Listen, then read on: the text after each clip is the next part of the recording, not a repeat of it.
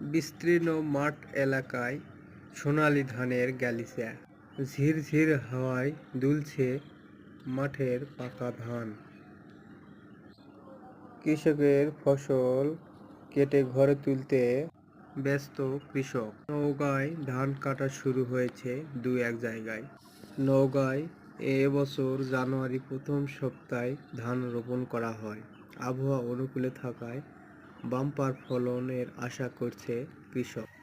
ধান কাটা মারায় ব্যস্ত কৃষকেরা। ধানের ন্যায্য দাম না পাওয়ার মিশ্র প্রতিক্রিয়া মিলার ও কৃষকের। জেলা কৃষি সম্প্রসারণ অধিদপ্তর বলছে, চলতি বছর ধানের 1,93,000 হেক্টর জমিতে ধান চাষ করা হয়েছে।